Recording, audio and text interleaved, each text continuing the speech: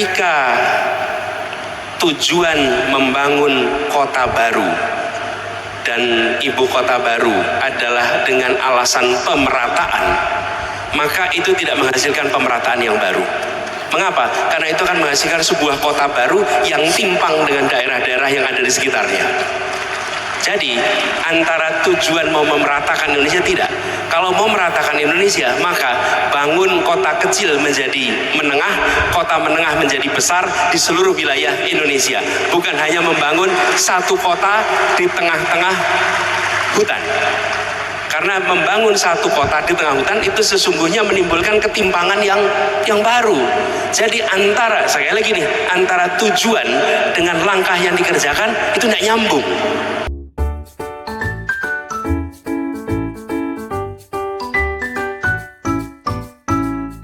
Dengan istilah Wakanda, dengan istilah Konoha, hanya karena kita tidak berani menyebut nama Indonesia karena khawatir ada undang-undang ITE yang memprosesnya. Insyaallah undang-undang yang membelenggu kebebasan itu yang akan direncana untuk direvisi di kedepannya.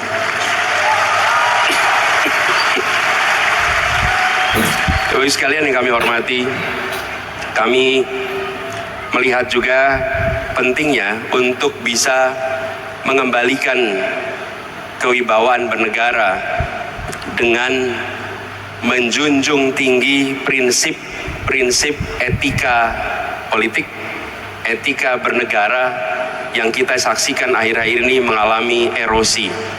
Komitmen itu harus dijaga, dan itu artinya menjaga agar kepentingan non-negara jangan sampai mendominasi keputusan-keputusan yang diatur oleh pemerintah. Dalam bahasa sederhana, teknokrasi yang akan memimpin proses, baru kemudian keputusan politik, baru kemudian pasar mengikuti. Bapak Ibu sekalian kami hormati, itu saja sebagai pengantar untuk diskusi pada pagi hari ini. Insyaallah nanti kita berdialog, nanti dalam dialog kami sama-sama dengan Gus Muhaimin untuk merespon, menjawab apa yang nanti akan disampaikan oleh panelis. Terima kasih atas kesempatan perhatiannya. Nasrul minallah fatun qarib. Assalamualaikum warahmatullahi wabarakatuh. Waalaikumsalam warahmatullahi wabarakatuh. Mas Anies dan Gus Muhaimin ini belum tersebutkan khirosatuddinnya yang dipaparkan semuanya dalam konteks siasatut dunianya. Ketika ini terjadi, maknanya ada sesuatu yang sangat urgen yang diabaikan. Mohon maaf. Karena itu saya ajak semuanya, termasuk Mas Anies dan Gus Muhaimin, untuk menirukan yang saya ucapkan bersama-sama kita semua. Indonesia beragama, berkeadilan, cerdas, sejahtera untuk semua. Silakan ditanggapi. Monggo silakan. Langsung aja. Dengan visi itu saya yakin dan optimis, insya Allah apa yang disebut Izul Islam wal Muslimin baldatun thayyibatun warabun ghafur bukan sekedar slogan, tetapi betul-betul agama menjadi berperan secara langsung, secara transformatif maupun pembentukan mental dan karakter bangsa. Demikian tanggapan dari kami. Terima kasih. Assalamualaikum warahmatullahi wabarakatuh. Nah, ini dengan PTNBH itu pemerintah memberikan kebijakan kepada perguruan tinggi untuk melakukan rekrut mahasiswa secara mandiri. Dan tentu semua PTS termasuk Muhammadiyah, termasuk NU itu juga akan semakin sulit itu. Maka bagaimana ini tanggapan Mas Anies? Terima kasih. Assalamualaikum warahmatullahi wabarakatuh. Ya, monggo Mas Anies. Beliau ini mantan Menteri Pendidikan, jadi insya Allah bisa menjawab semuanya. Mudah-mudahan lulus. Amin. Ini, Prof, pertama soal APK tadi. Jadi kalau kita lihat dalam jangka pendek, adalah sederhananya begini, mengembalikan yang putus ke dalam sistem sekolah, intensifkan paket B, paket C, dan berikan insentif untuk itu. Insentifnya apa? Bagi pengelola untuk diberikan bantuan dari pemerintah. Ini kelompok-kelompok belajar di mana-mana itu bisa dengan mudah menyelenggarakan paket B, paket C, supaya mereka yang sudah keluar dari sistem sekolah itu bisa dikembalikan. Waktu itu saya sempat minta Bu Susi kan waktu itu belum sekolah, belum selesai SMA, untuk menyelesaikan paket C. Beliau nggak mau, Pak Profesor. Kenapa nggak mau? Buat apa? Saya nggak butuh itu semua. Saya bilang, Bu, saya ini sedang mendorong orang-orang untuk masuk paket C, tapi tidak punya role modelnya. Tidak punya role modelnya yang orang hebat, tapi paket C. Nah, kalau Bu Susi mau paket C, nanti kami bisa kemana-mana promosi. Lihat, yang paket C, contohnya kayak Bu Susi aja mau paket C. Akhirnya beliau mau mengerjakan dan lulus paket C. Dan kemudian dia sekarang punya ijazah SMA. Nah, kami ingin yang terputus itu diselamatkan. Itu satu. Kemudian yang kedua, tentang perguruan tinggi. Dalam pandangan kami, yang penting mereka ini memiliki satu, akhlak yang baik, itu karakter. Yang kedua, kompetensi yang baik. Yang ketiga, mereka memiliki skill yang baik, sehingga mereka bisa masuk ke dalam lapangan pekerjaan dan mendapatkan kehidupan mandiri, sambil pada suatu saat nanti bisa menyelesaikan perguruan tinggi. Tapi jangan semuanya dikejar harus masuk ke perguruan tinggi, itu satu. Yang kedua, terkait guru P3K. Tapi ini kan terima cerita, kalau udah jadi guru P3K itu nanti ditarik ke pemerintah. Begini, nomor satu, kesetaraan tadi. Ke depan sekolah-sekolah swasta, universitas-universitas swasta, menurut kami harus dibebaskan dari PBB atas tanah mereka. Nol. Harus nol. Kenapa? Tanpa ada kampus swasta, tanpa ada sekolah swasta, kita nggak cukup untuk menyekolahkan anak-anak Indonesia.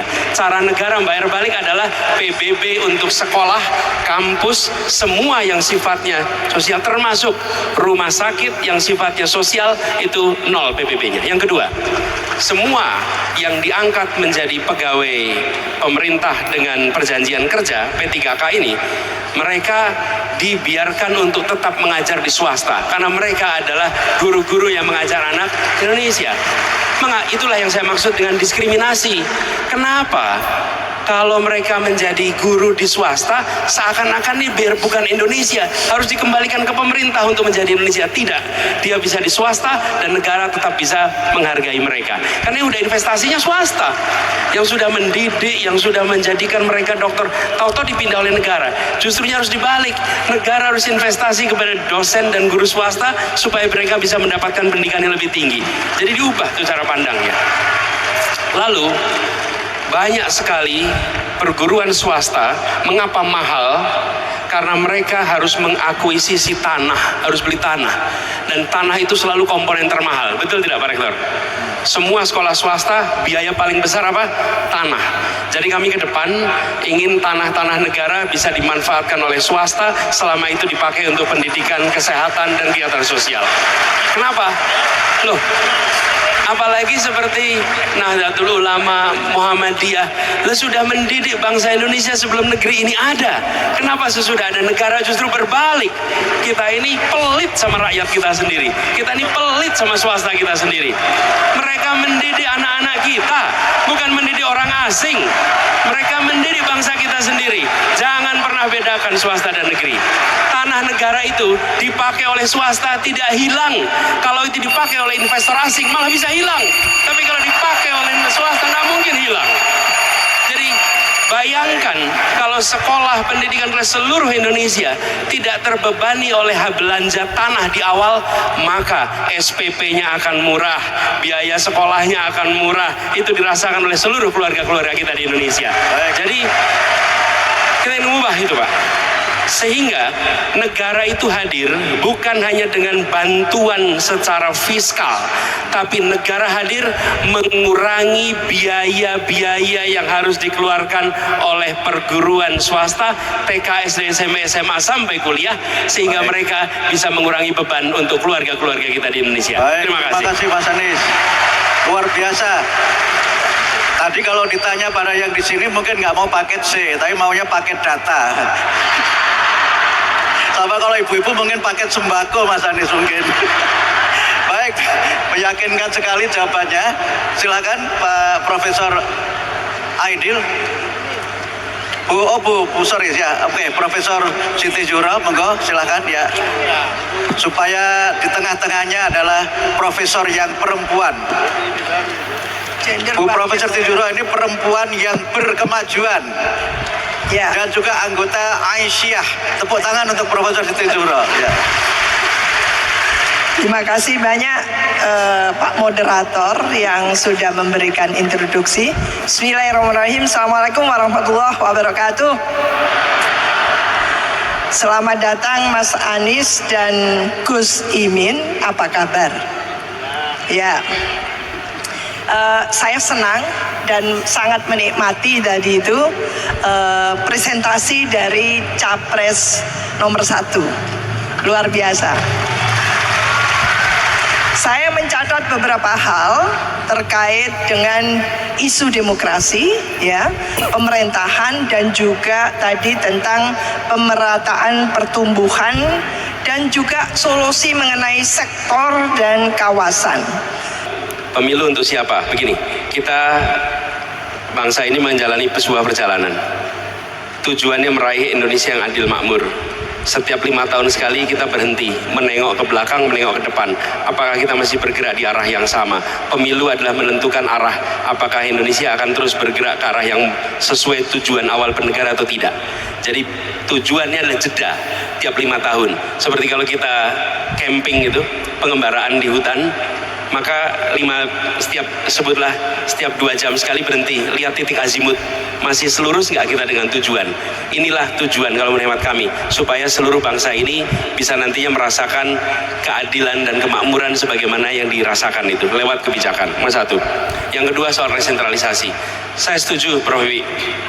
Ketika daerah tidak melaksanakan yang seharusnya, solusinya adalah dengan diberikan ukuran-ukuran penilaian insentif disinsentif. Bukan masalahnya diambil alih oleh pusat. Begitu masalahnya diambil oleh pusat, masalahnya bukan selesai, tambah masalah baru lagi. Karena pusat tidak akan mungkin bisa menghandle urusan yang ada di seluruh wilayah Indonesia. Itulah tujuan otonomi daerah. Jadi kami melihat tadi, coba lihat, kenapa urusan stunting yang bermasalah nggak ditarik ke pusat? Kenapa urusan pendidikan yang bermasalah nggak tarik ke pusat? Tapi yang ditarik ke pusat apa? Tambang ditarik ke pusat. Kemudian semua urusan yang punya manfaat tarik itu ke pusat.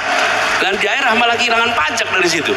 Jadi sesungguhnya menurut kami, tetap pertahankan desentralisasi, pertahankan otonomi daerah, tapi dari pusat diberikan petunjuk, guideline, ukuran yang harus dikerjakan apa, ukurannya apa, bila gagal disinsentifnya apa, bila berhasil insentifnya apa, lalu dilakukan penilaian secara terbuka sehingga otonominya dihormati tapi kinerjanya dinilai. Hari ini kinerja nggak pernah dinilai Bapak Ibu sekalian. Saya sebagai gubernur nggak dikasih catatan kesehatan apa, pendidikan apa, investasi apa, nggak dapat penilaian itu, sehingga kami nggak punya penilaian objektif atas apa yang kami kerjakan. Nah, kami melihat bukan resentralisasi, tapi melakukan manajemen pemerintahan dengan otonomi daerah dan ukuran yang benar. Itu menurut hemat kami harus kita lakukan. Terus yang Gus Muhaimin. Perempuan dulu sekarang. Nah, terkait dengan perempuan, nanti yang desa Gus Imin akan jelaskan lebih jauh. Terkait dengan perempuan, menurut hemat kami begini Bapak sekalian. Satu, bahwa tidak ada keraguan dalam pandangan. Perempuan adalah tiang bangsa dan perempuan adalah penentu di dalam mulai keluarga, pendidikan kita semua, sampai ketika kita bicara perubahan, maka barangkali salah satu pendorong paling utama perubahan adalah justru kaum perempuan khususnya.